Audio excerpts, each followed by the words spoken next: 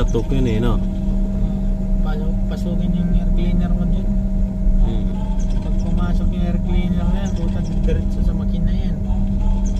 Higop kasi yan, buga palamig sa makina eh. Yung air cleaner doon niya papunta sa makina, pampalamig yan, hindi mag-overheat. Hindi rin siya nakakatulong siya na hindi mag-overheat. Parang hingahan niya ba? Dami nang lumulabas, oh. Hingahan siya, hingahan. Ayun mo, ano? Bili tayong screw. Oh, meron dyan.